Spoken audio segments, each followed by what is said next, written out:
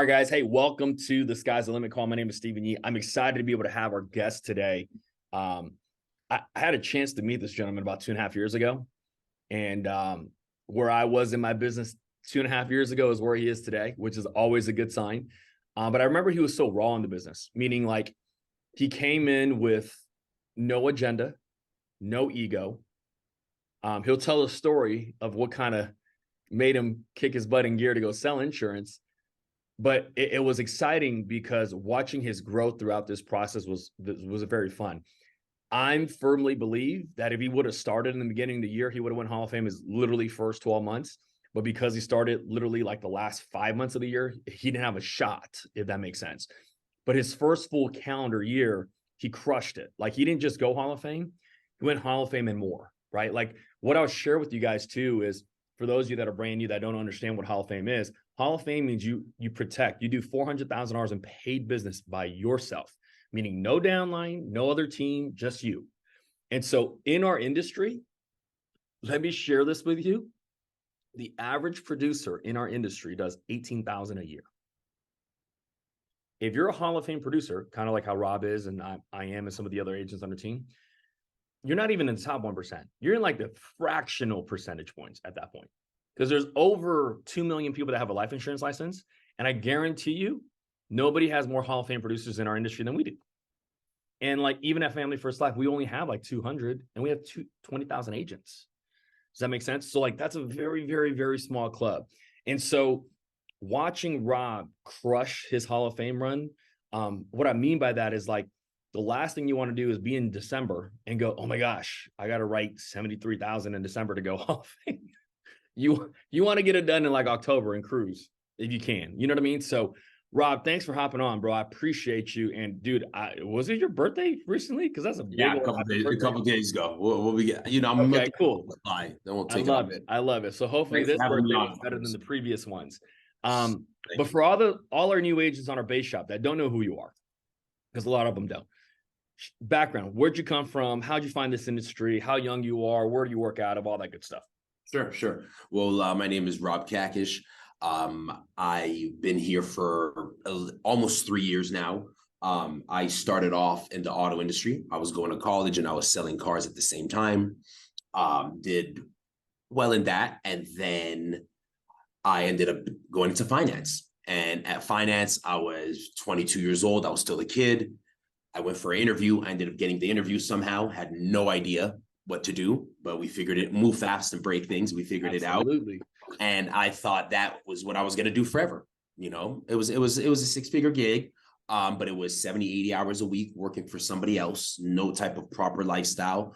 And then 5 years went by and I looked around me and I said, do I want this life? And the answer was no, I don't. The quality of life is not there and I'm doing it for somebody else still. So I'm good friends with a gentleman named Bruce, who's got a big agency as well. For almost 8, 9, 10 years, we were in the auto industry together. He was a general sales manager. He left that position. And when you're in finance and you're in management in the auto industry, you don't leave unless there's something incredible there, right? So in this case, it was insurance. Now, if you'd asked me to join insurance 2.5 years ago, 3 years ago, I would have thought that was disrespectful because of prior IMOs, because of what I was approached with from prior IMOs. I'm not going to say any names, right? But now, when he told me, hey, I know the industry you're in, okay? I know that you're in finance. I would not tell you to check this out and leave all this behind for some type of MLM thing. Go find your family and friends. I was like, all right, man. So he helps 30 families his first month, and he shows me that. I get licensed in a couple weeks, went in 25 families my first month. Then I meet Stephen Yee, shows me what he did. And I'm like, okay, man, this is something else. Let's go. Now, almost 3 years later, we're here from Southern California.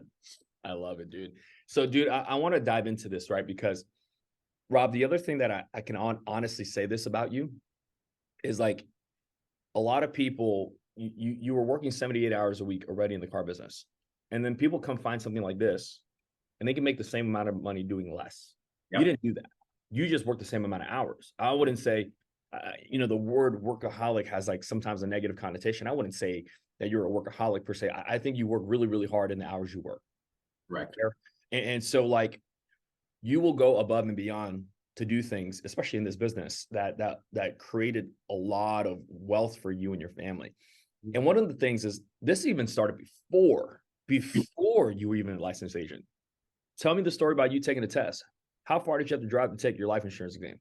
So that was during the midst of the pandemic. So the testing was 45 days I had to wait, 40 days I had to wait. I was like, I just talked to Stephen Yee. He showed me what he's doing. I just talked to Bruce Williams. He showed me what he's doing. I'm not about to wait 45 days. So it was, shoot, I don't even know where I told you. It was yeah, Central California. It was a 6-hour drive or something like that. I got a motel out there, stayed there, took the test. Thank God I passed, and drove all the way back, because I understood right now time's of the essence, especially I just left what I left, right? I have to go all on and make this work. See, for me, driving 6 hours in comparison to wait 40 days, right? That shows the character. Like, what's Absolutely. up? What are we doing? Right? So did that, got myself a little motel out there, and because that's all there is in that area, to be honest. And got it done, thank God. Passed by a couple, but we passed. But see, that's what I'm talking about, though, is the normal agent goes, I'll wait 45 days. Drive 6 hours. What do you mean drive 6 hours? What if I don't pass? Right? And I'm not saying that you didn't have those thoughts too, but you're like, I had those thoughts, I'm still going to do it. That's the difference. Like, people ask me all the time, like, what's the difference between a Hall of Fame producer and an average producer? It's not much. It's just how you think about the business. Decisions like that is one of them. You know what I mean? And so you get started in our business, and the first month you protect 25 families, right? Which is still fascinating to me, because when I look at your guys' numbers, Rob, I'm sorry, like, we're going to have to fix that in a little bit. But like, I look at that because when the difference too was when you got started, I was in the middle of my run. Correct. So like when you got started and you go, hey, Steve, how do I do 40, 50, 60 families? I go, 1 second, let me show you my schedule. Let me show you how I traveled. Let me show you how I set up my travel trips. I didn't set up my travel trips Monday through Thursday. They were Thursday dial, crush the phone, Friday dial, flight, land, dial at the end, crush Friday, Saturday, Sunday, and then come back home, bag like 10, 15 families. Like, I can't give you the blueprint. I've never done it, though. Correct. And I see so many people in our industry, Rob, that they want to go, hey, let me show you how to do this, but I've never done it, but you should do it, though. I have a big problem with that. I do.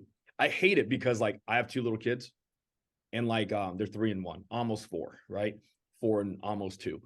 And like, I see so many parents say stupid stuff like this. They go, your kids are curious, especially at that age. Like, why do I got to do that? And then the parents said, because I said so.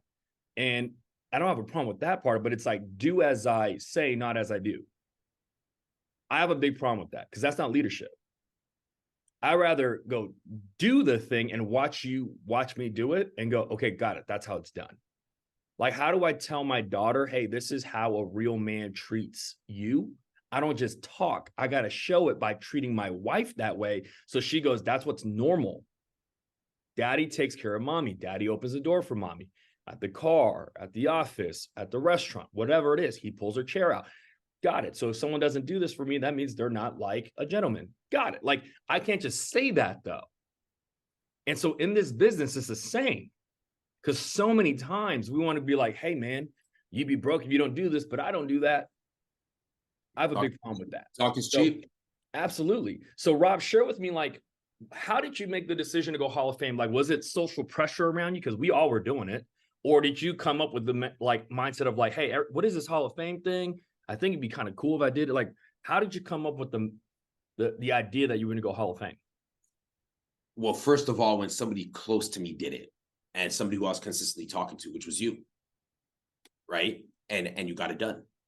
And then I told myself, if I'm going to be in this industry, I want to be remembered. Like, if we're going to really do this, let's do this. Right. You know what I'm saying? The working hard part, I'm willing to do whatever. I'm obsessed at this point. You know what I'm saying? I've seen in 90 days what this did for me and my family. Mm-hmm. Right? Natalie's nursing school needed to get handled. Boom. I wrote a check that quarter for it. She needed a car too. Boom, I leased her a brand new car. That was 90, 100 days into business. So I said, if I'm doing 25 families right now, if I'm going to almost double that, what is that going to do for myself, the people around me, and then the agents that start to come in over time? And nobody can take it away from me. It's like a black belt in sales, right? So that is what my the determination to get that done. I love it. I had to do it. But you had a real reason why. Because it wasn't just about you. Like, because you're not married, you don't have kids. And so like people go, well, what's my wife? I don't have kids and I'm not married. Do you still got family members? I remember you told me the story, man, and it broke me. Was when you cut a check to your mom. I believe it was your mom for like the mortgage because you could. Not because she needed it, but because you could. For 6 months. Dude, that's a different feeling, man. Because like you look at it and go, my mom spent, at your time, she spent 25, 27 years taking care of you. I know she doesn't have to worry about me now, but it'd be nice to return the favor. And could she have paid the mortgage on her own? Yeah, obviously. But it's nice that her son can do that as a favor. Absolutely. You know what I mean? And like, that's the stuff that drove me, bro. It wasn't about the money per se. It was like what the money can do for people, and like you said, like your sister needs, assistance with, nursing school. Done. Here you go. Here's a semester, a quarter, whatever it is, paid for. Like without even flinching, and so let's talk about it too, because when you went Hall of Fame, you did it face to face, and you didn't just do the local stuff because you lived in Southern California where it's damn near impossible to get leads, right? And so we were like, yo, Rob, we're gonna name this the All American Tour. Dude, where did you fly to run business that year? I'm just curious. Like, that is actually funny. You know what? It's funny that you brought that up because I forget about that. That's actually our discussion. Mm-hmm. You actually coined that. Put that name. Yeah. That's great. I ended up, okay. So as you know, Southern California, we knew what it was, and I had agents coming in. I wanted to leave them the leads. So I said, me and you said, let's brand this, let's market this, let's call it the All American Tour. That's exactly what we did. So for about 22, 24 weeks, every weekend, if not every other weekend, I would just travel across the country, sell insurance face to face. Where'd you go? Kansas City, Missouri, Reno, Nevada, Hawaii, Chicago, Illinois, San Antonio, Houston, Michigan, Pennsylvania, Philadelphia, Chicago. There's a lot more. There's a few places you went 2 to 3 times because it performed so well. Correct. Right. And here's the thing that I'm trying to say this, like, for those of you that are like, well, I'm married, I got like kids at home. All right, cool. I'm not talking to you. I'm talking about the single guy that has no spouse. Different little game plan. This is the beauty of our business though, Rob, is like everybody's situation is different, right? Like if you're a single mom taking care of 3 kids, I'm not going to tell you to travel the country 26 times to run business. I'll give you a different plan. But like if you're in the situation that you're like I was talking to one of our new agents in our office, he's like you, right? Single, young dude, not much responsibilities. I'm like, bro, you know what I would do if I were you? I'd go travel and run business. You know why? Because I can spend an extra day and enjoy the damn city that I'm in. You ain't got no worries. You know what's nice about spending, 3 days in Chicago after you protect 10, 15 families? You can have a really nice dinner out there. Spend some time just seeing the city. Because you know what? I've never done that. But you can say you did. I had a nice dinner every night. You see what I mean? But like, those are the cool things that this business can provide for you, right? But I say that because like, you didn't just do that, by the way. Like everybody goes, mortgage leads are the only leads. No, dude, like you didn't have mortgage leads.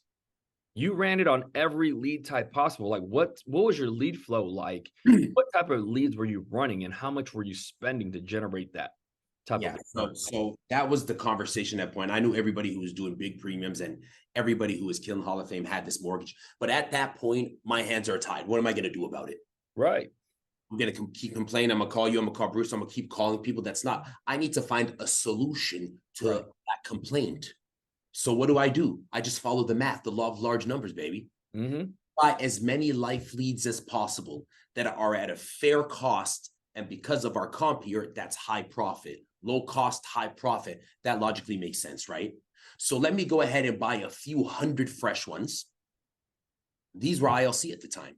I'd buy 100, 150 fresh, actually 100 fresh ones. So I spent about $1,000, and then I'd supplement a couple hundred of some aged ones from agedleadstore.com, badassinsuраnceleads.com, that are 40 cents, 99 cents a piece. And even out of the 200 or 250 aged leads that I got, I spent 200 to get 250. If I closed 3 out of those 200, You made your money. average premium, I made all that back.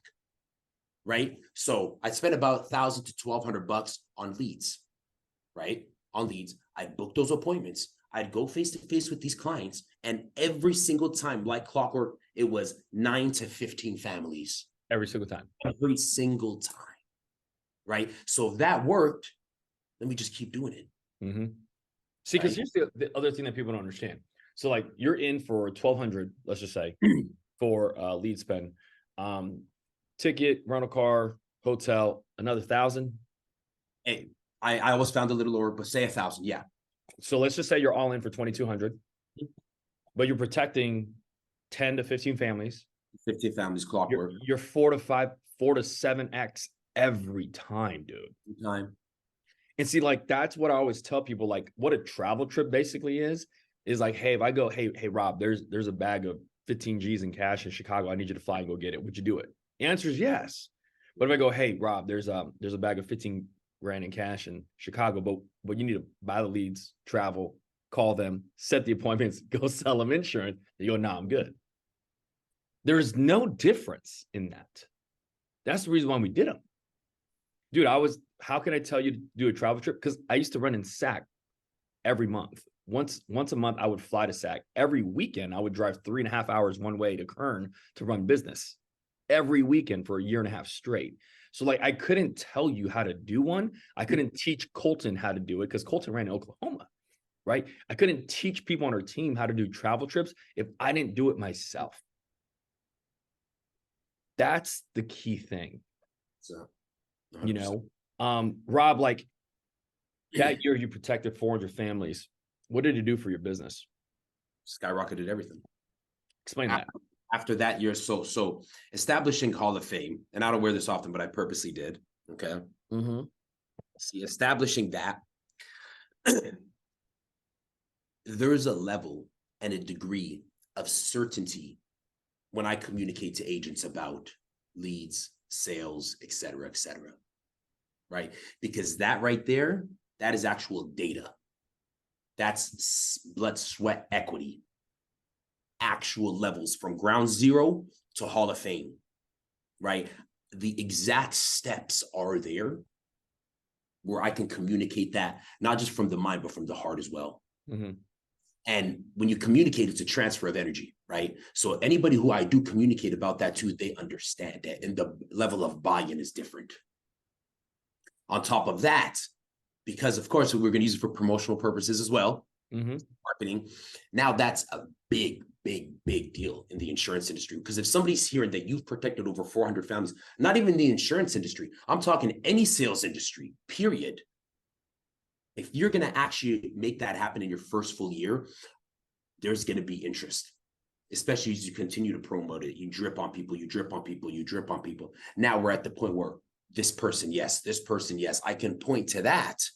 And even if they did half of that, their lives are still in a position. Right.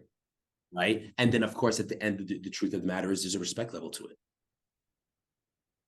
There is. You see, because like Sean says, you know, we play, you know, you play sports. There's like, you know, I'm not taking a shot at anybody, but I'm like, you know, you got the freshman team, and then you got the JV team, and then you got like varsity guys, right? But that's like at the high school level. Like there ain't no Hall of Fame in high school. But then it's like, then you go to the higher levels. And you go like, okay, then you got collegiate ball, then you got pro sports, and then that's the Hall of Fame. That's the different level of separation. Because like the other thing, Rob, is like I'm talking crap just to talk crap.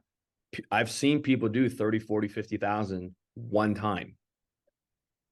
To go Hall of Fame, you got to do it 10 to 12 months straight. That takes consistency. because you're not a one-hit wonder at that point. There's a lot of people that go, hey, I protected 20 families, 30 families one time. I'm like, congratulations, do it again for 12 months, and then you'll do what we did. That's the respect level of what Hall of Fame is. And see, it goes back to like when we recruit agents, Rob, I always tell people all the time, I go, hey, man, it's real simple. There's a club in our business called a Hall of Fame producer. What that basically means is someone protected 400 families in 1 year by themselves with no other help, no downline support, whatever it may be. It's just them, right? I'm like, let me explain to you what that looks like. In our industry, the average person does about 18 a year. In our company, it's about 115 a year. Then we have this club that's at 400 a year. Let me explain to you what that looks like. That means in the top fractional of a percent, 0.01% of people can get into this club. Now, here's the nice thing about you working with me. I've done it. I can teach you how to do it. I know how much you need to spend on leads. I know how you need to call them, what kind of schedule you need to run, what type of appointments you need to have. I give you the blueprint. Now, all these other people, they can talk about it, but we're going to be about it, right? And that's you recruit at a different, like you said, confidence, because you know when you speak to someone, you know you're confident in what you're telling them because you've done it. It also comes across that like there's this, how do I say this? This energy of like, that dude knows what he's doing. Because a lot of people join Family First Life. It's a great company, high comp, renewals, all that stuff. It's great. But when someone joins our agency now, Rob, they don't join Family First Life. They don't join SkyPoint or Frontline. They join Stephen Yee. They join Rob Kakich. They go, that guy can help me. See, people, write this down if you're taking notes. People follow people, not companies. Yeah. You don't believe me? Go take a look at social media. LeBron James has like 5 times the followers as the LA Lakers do. Tom Brady, when he used to play for the Bucks and the Patriots, he has a bigger following than those two organizations. Why? Because people follow people. I would follow Andrew Taylor in whatever business he decided to do because I respect the out of Andrew Taylor. Same thing with Sean. You see what I mean? I follow people. Most people follow people because they go, how can that person help me? What can they do for me? Right? The company is just a platform.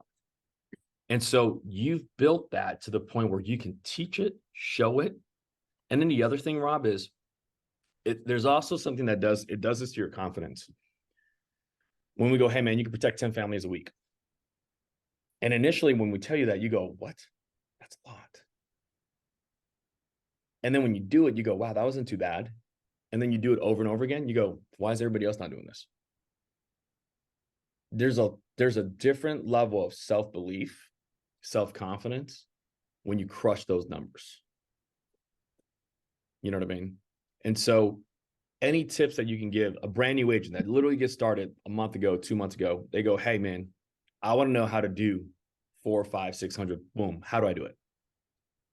First thing is you can put, I said this before, you can put the same guy in a brand new Mercedes, but it's still the same guy, right?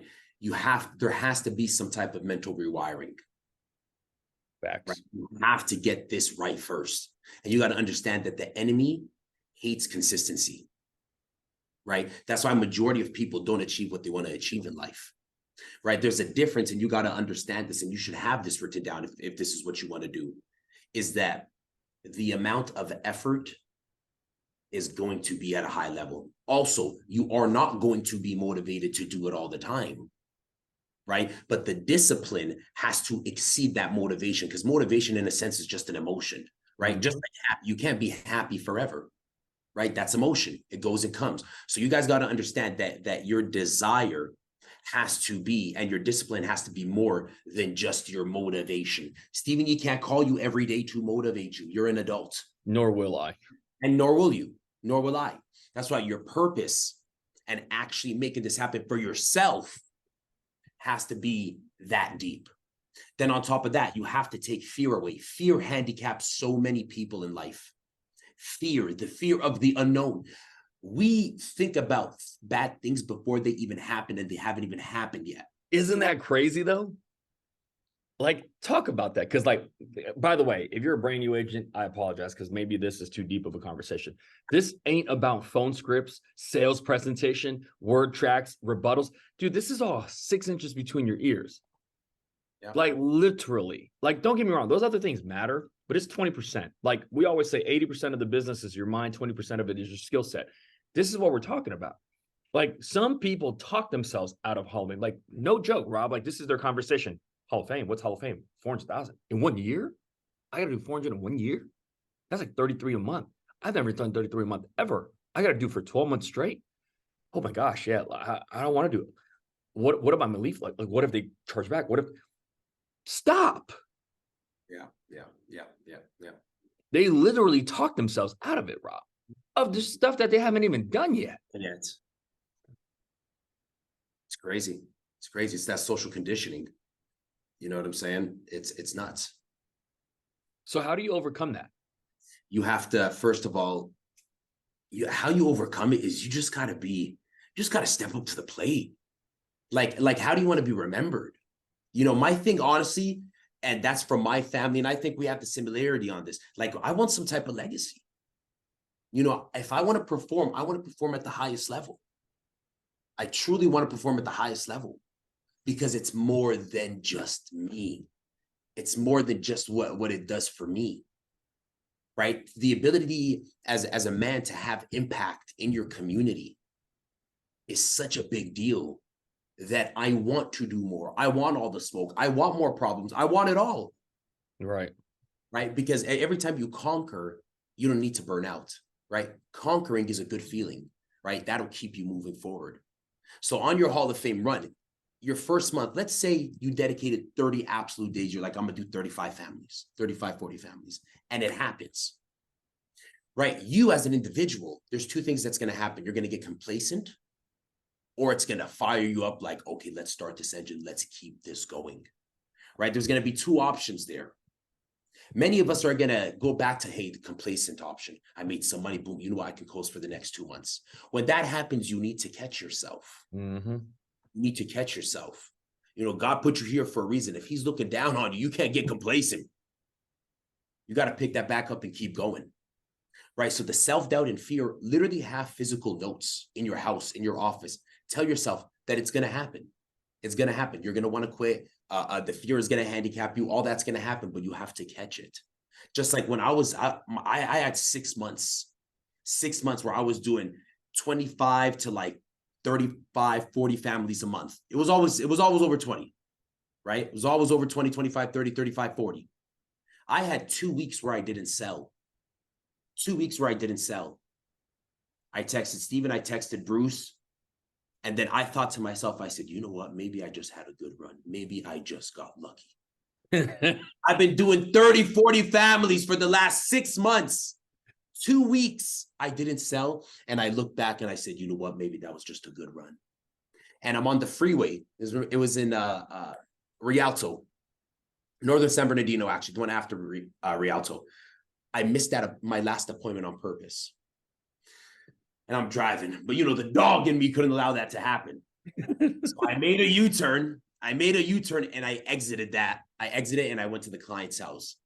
I'm telling you, as God is looking down on me right now. First client, $284 a month. The wife, $232 a month. I just made 5, you know, and I'm like, okay, I guess I'm back in. Let's go. But look at the belief level. After 6 months of doing 30, 40 families, I still thought, hey, maybe it was a good run. So it's never ending, but you have to catch it, right? And then when you catch it and you act on the other side of what it really wants you to do, you get a breakthrough. That was my breakthrough, and now I can tell that story, and now we're here. Right. But see, that's the crazy part, man, is like, man, I was watching this podcast the other day, and it was this guy referenced Hitler. I'm not saying this in a good way, but I'm using it as an example for you guys. They say, you know, Hitler said, if you tell a lie long enough, it becomes a truth. I remember that quote. And I say that because like some of us tell ourselves that we can't do it long enough and that we believe it. You know what I mean? And it's like what sucks is like we have to try to combat that, Rob.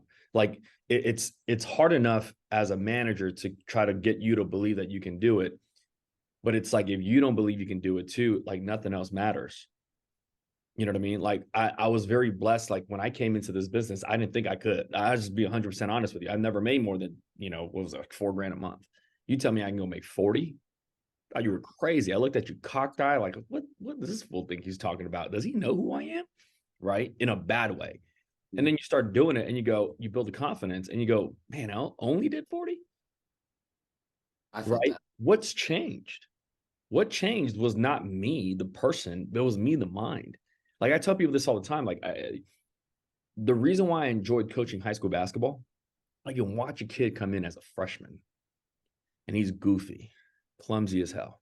Right. I always say he couldn't, walk and chew gum. Like he couldn't. But by the time he was a senior, he ran the damn campus. He was the man on campus. Everybody knew who he was. Right. What happened? Did he get like taller? Maybe might add an inch or two. Did he get stronger? Maybe added like 5 or 10 pounds of muscle. But what changed was this. That changed. And so like that's the thing that y'all need to understand is like that's why I always say this. The biggest enemy is the inner me. That whole, if you think you can't or you think you can, you're right. That thing is real. By the way, people go, that's cliche, that's cheesy. Absolutely. I'd rather be cheesy and rich than not and poor. Like you talked about something, you got to see it everywhere, right? Rob, I had Hall of Fame posts all over my house. When I took a shower, when I brushed my teeth in the morning, there's a sticky note on the mirror. Hall of Fame, 2020, 2020, 2020. Yeah, 2020. Yeah. It was on everything. My phone, picture of the Hall of Fame thing. I wore a Hall of Fame shirt to bed, literally like 200 nights. You had to see it. You had to see it before you saw it. You know what I mean? And like, that's the thing. You know what the other thing is? And this is where people get messed up on. You got to talk about it publicly. Hold you accountable. Got to mess you up.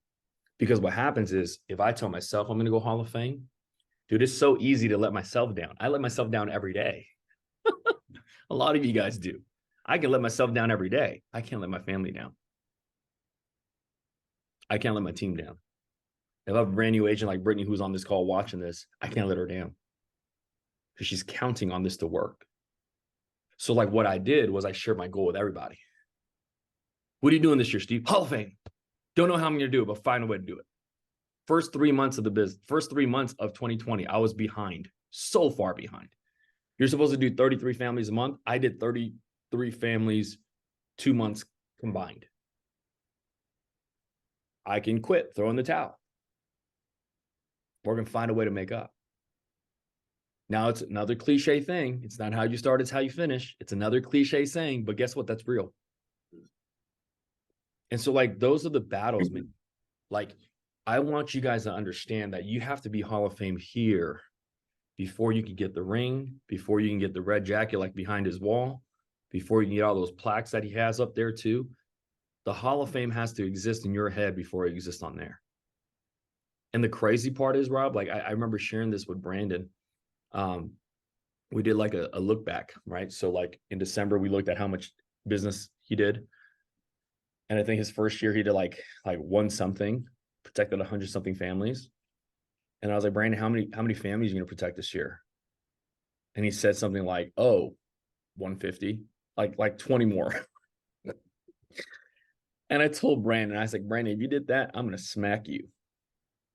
I'm like, I'm going to set your goal for you. If you don't do 300, then you slacked off this year. That year, he did like 335. And then the next year, he crushed Hall of Fame. And see, like, Brandon wanted to fight me when I set that goal for him. Because he was like, why would you tell me to go do more? I know I can do this. You're going to tell me to go do triple of what I know. Because what I know versus what you know is two different things. I've been on the other side of it already.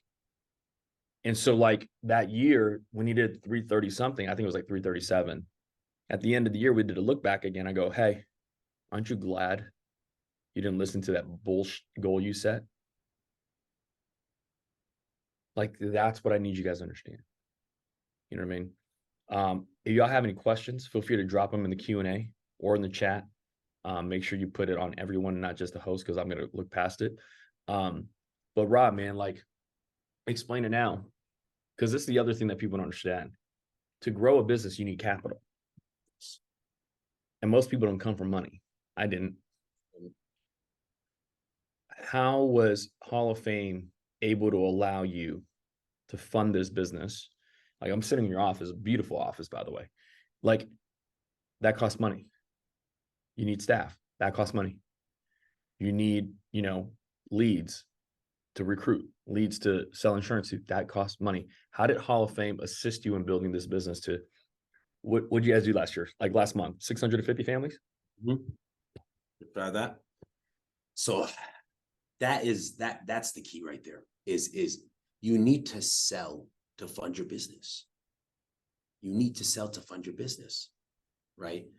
And what Hall of Fame does, it makes even the recruiting part that much more easier too, right? So the reason why you have to sell at a high clip, the truth is, if you're not selling 20 families a month and you're trying to build an agency, it's not congruent. You're gonna have a really hard time.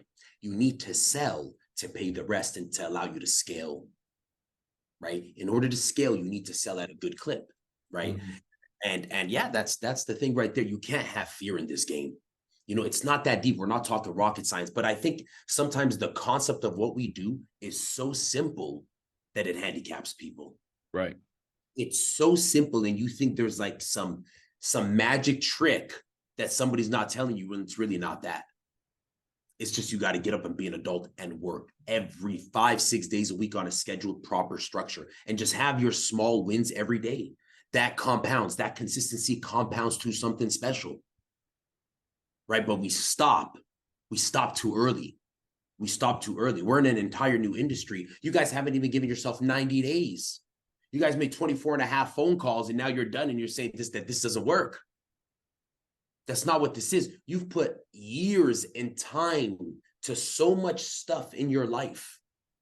Now you can't give yourself an actual 90 days of absolute focus, but you did it for the other job where they were paying you $16.50 for it. You're there for a year and a half. Right? Question: what were some of the biggest personal hurdles you had to overcome when you were on your Hall of Fame run? Honestly, it's the mental game, man. It's the mental game, and that's why we touch upon it so much. It's really that mental game, the limited belief, the self-belief that you can't do it. Right? It's supposed to be those guys. Those guys can do it. Why can't you be that guy, that girl? Or instead of, how about if it doesn't happen? How about this? What if it does happen? What if it does work? And if you work, and what if it does work, that's congruent. So you got a pretty good chance of making something happen.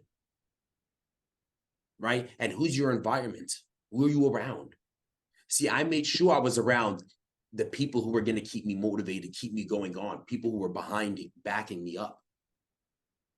Right? What is your environment? Your environment will have a subconscious effect on you. You know what I'm saying? Hey, Rob, here's a question. What did you do every day to get better? First thing I did to do first thing is I'm always at least 5 days a week I'm working out. Me personally, that's my thing that keeps me going, keeps my energy up, that keeps me feeling good, that makes me feel confident, is I'm always working on my body. Right? Who was it? One of the philosophers says it's a shame for a man to not truly know how his body can develop to. Socrates, right? So because of my body, I was strong and healthy, and I felt strong and healthy. That continued to make me go every day. That really, really, really helped. And then, of course, understanding what I wanted. You know what I'm saying? What did I do every day to get it better? Oh, and then self-reflect and be coachable. Learn from the others around you. I don't have to keep questioning. After Stephen Yee did his run, I don't have to question him about every single thing. He did it. Plug and play and make it happen. He did it, and put your twist on it, of course. Dude, here's another thing, Rob. Like, I'm big on routines, right? So, like, for example, like I coach basketball, play basketball, right? Some people played other sports, whatever it is. Like when basketball players get to the free throw line, they have their routine. Mine was 2 dribble, spin, shot. Some people dribble, dribble, spin, dribble, dribble, whatever, however they want to do it, right? Everybody has their own routine. Jalen, my thing is you have to have a routine and a morning routine and a night routine. Sets the tone. I'm telling you this because some of us, maybe majority of us, you know what we do in the morning and what we do at night? We're on Instagram, TikTok, Facebook, looking at stupid shit.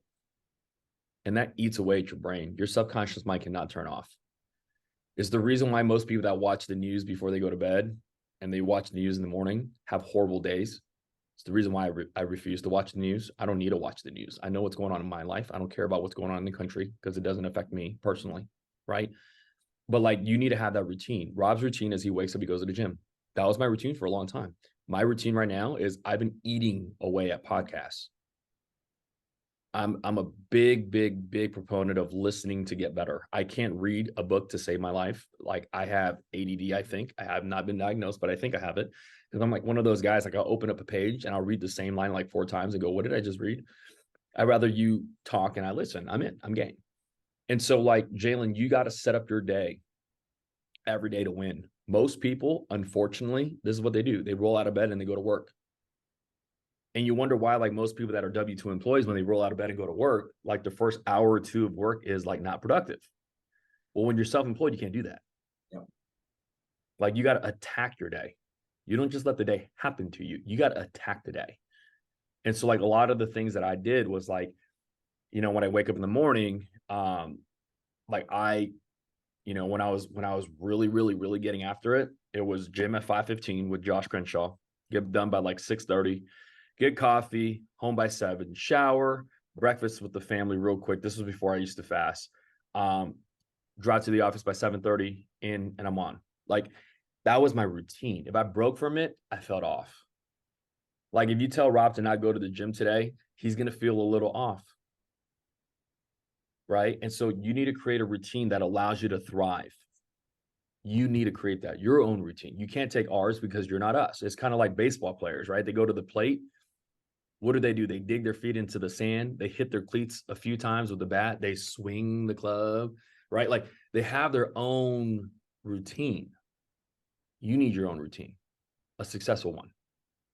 And the podcasting was very important. You said that was always, I'm always listening, right? You need a new train of thought all the time. And that morning routine is so important, especially you need to get up early because that hour and a half, 2 hours, that's where you have that peace before everything starts to happen. Yep. Right. That's so important. So I have the same morning routine as you. Yeah. How did you keep pushing during your 2-week slump? What'd you do? I just mentally is while that was happening, first of all, as long as I don't stop, it won't stop. As long as I don't throw in the towel, there is no towel to be thrown in. Right. So I just kept going because the law of numbers, the business gods will reward me as long as I don't stop. Mm-hmm. Right. When I truly was going to stop, I have to look at myself. Like, tomorrow, I have to understand that last appointment I didn't go to, and I have to remember that. I have to live with that. That might be a small thing to you, but it's not to me because this is my business and I take it personal. Right? The only thing I take personal is my business. Right? Anything else for the birds. Yeah. This is what I do take personal. So that's why I had to make that U-turn. Absolutely.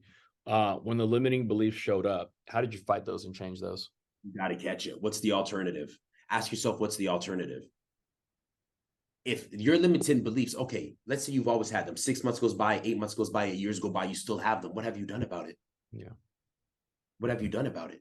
The alternative is you continue to live the same life that you're living. So I'm not going to do that. I'm going to counter it with actual proper actions and proper decisions because that'll get me close to where I want to. Catch them. When things like that happen, guys, weakness, limited beliefs, anything that's not stoic, anything that doesn't get you to the next level, you have to catch it.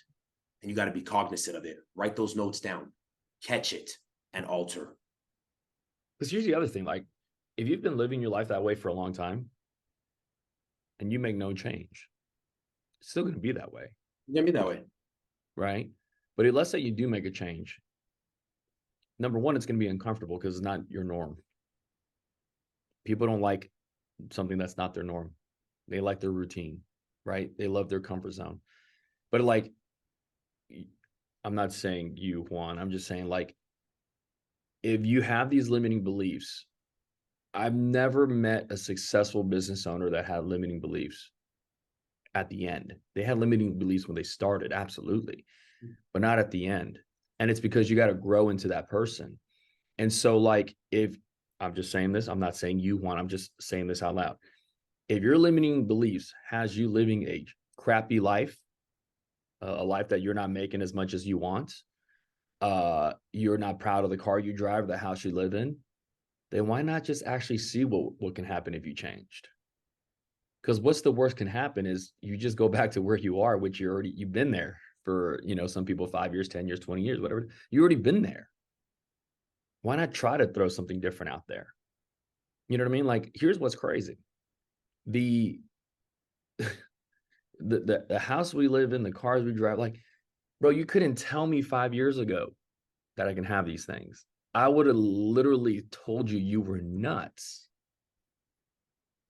And then like I'm in the process of like selling my house right now, right? One of my homes. And I'm like, my agent I'm working with, he's like, I think you should hold on to it a little bit more. And I'm like, no. He's like, why? I'm like, I have zero sentimental value for that home. It did what it was supposed to do, which was to keep me alive during that time frame. I don't look back and go, man, that house was so cozy. It was my first one. Nah, man, I'm out. See you. On to bigger things. Like, and it's not because I'm not grateful for what I have, because I am. Like, I like, if I did not, like, the house that I live in right now, if I don't have another home for the rest of my life, which would suck, but it wouldn't. If like God said you can't get another home, done. The house that I live in right now is better than most people's homes ever. Me being in it, like, I can't sit still. So I always, like, by the way, I'm 33 and I'm like, I can't retire. I'm gonna always aspire for more. I like we were just talking about it earlier, Rob, in your office. You were like, hey, what's next for the Yi? I'm like, I don't know, but I want to own a building. I don't want to just have an office. I want to own the damn building, put my name on it. I want to do this, that, and the other. I'm in. Now, how long is it going to take me to get there? I don't know, but I ain't going to stop. I ain't 60, 33. Right. And that's what keeps us alive. And so, like, for me, it's like, if you have limiting beliefs, and I had them, like, I promise you, no one's limiting beliefs were worse than mine. Trust me when I say this. You should have met Stephen Yee 5 years ago. Y'all would be like, that dude made it. Like, you know how, like, some people, they go like, holy crap, that guy made it. That was me. That's why I'm telling you, it's worth the change. Absolutely is. Last question before we wrap this up. Do you think a new agent should focus more on the end of monthly income goal or just winning the day? Great question, Cody. Very good. I'll put my take on it. Then I definitely want you to touch upon that, Stephen. I think really the day. Conquer what is in front of you first. Mm-hmm. Like, conquer what's in front of you. What is at the table right now that you need to handle that can get you moving forward? So what I would say is, sure, make a monthly goal, but conquer the day, because that small win, that small consistency will continue to compound to that proper end of the month goal. So my answer, handle what's in front of you today. Absolutely. I'm always a big fan of bite-sized pieces, Cody. Setting a monthly goal is so cliche, as I said, like 17,000 times on the call already. But, like, if you go monthly goal, monthly is what, 30 days. Winning the day is right now. So, like, I'm a big fan of setting a goal and then breaking down that goal. All right, if I set a goal, this is a monthly goal, what do I got to do every week? Well, a week has 7 days still. What do I got to do within those 7 days? I'm a big fan of, like, breaking down the actionable steps for me and then attacking those actionable steps. Now, here's what I do know. If you set goals for 30 days, I'm sharing this with you because I'm a perfectionist. So, like, man, I was all kinds of messed up. You talk about, like, I was limiting beliefs, no self-confidence, low self-esteem, like, and I was a perfectionist. So, like, let me tell you a crazy story just to let you know how messed up I was. Rob, so, like, in basketball, if you shoot 35% from three, it's amazing. Steph Curry and Klay Thompson, they shoot about 38% from three, which is phenomenal, which is why they are the best shooters in the game of basketball. It's not even a question. So I was playing a basketball game when I was in high school, and I was 4 for 7 from three. which is more than 50%. You know what I'm thinking the whole time? I'm pissed. I'm like, man, I'm so trash. I freaking suck at this game. My coach is like, what are you talking about? I'm like, bro, I suck so bad. 4 for 7. Like, how did I miss those 3? And they're like, shut up, fool. You made 4. Yeah. And I was so conditioned in my mind to focus on the negative. And so let me give you a lesson in success. If you have goals, nobody hits their goals 100% of the time. Not even 90, not even 80. 80. If you have goals and you hit 70% of your goals, like if I go, hey, here's 30 days of run days, and I hit 21 days out of the 30, that's a win. That's a win, Cody. I'm going to give myself 9 days to bomb shit and have like, you know, hey, I had a bad day in the field, bad dial day, whatever it is. Bad days are going to happen. But I can have 21 good days out of the 30. You have 21 good days in this business, dude, you're making really good money. Absolutely. And so for me, it was like, I was always just trying to win the day, and win the day meant like stupid stuff. Like Rob said, I have one appointment left. It's completely out of the way. I've bombed the whole day. Winning the day is going to that appointment. Losing the day is going home.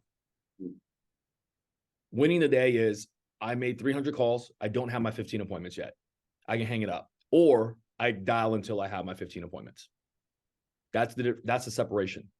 And for me, it's like winning the day, you build the habits of what a successful person looks like. And they're very fine. It's a very fine line. Like, for example, like Rob, let's say when we go to lunch today, I can go, hey, burger or salad? Such an easy decision. Today, it's not going to matter, by the way. Over 30, 60, 90 days, it will. Right? You go, hey, I didn't make my 300 calls today. Today ain't going to be a big deal. Over 30, 60, 90 days, it will. Those are the things, Cody. I'm always a big fan of capturing the day, winning the day, carpe diem, right? All that stuff. Yep, I'm in. Take the day. Seize the day. Absolutely. Every step of the way. So, Rob, I appreciate you, man. This was fun. We should do it again. You know, we get so caught up sometimes in the how-tos, we forget about the why-tos, you know, and Rob, appreciate you for hopping on and dropping some knowledge onto our team and all that stuff. If there's anything I can ever do for you and your group, you let me know. And bro, I appreciate you, man. I'm excited to be able to watch you cross this board member mark. I'm excited to be able to watch you enter in as an integrity partner, you know, get your ropes in, get into that conversation. So, guys, if there's anything we can do for you, let us know. If I were you, let's focus on a small goal. Forget about Hall of Fame right now. I know the conversation was about Hall of Fame, but just go get that cruise. Y'all need it. Good step. That's a great step in the right direction, because if you can do that, then it's like getting a cruise for 4 quarters, 100 every quarter. That's what the Hall of Fame is. So step 1, let's go get that cruise. If you need help getting there, if you need a lead strategy, whatever it may be, call us, let us know. We'll be there to help. Have a great one. We'll see you guys at the top. To all, everybody.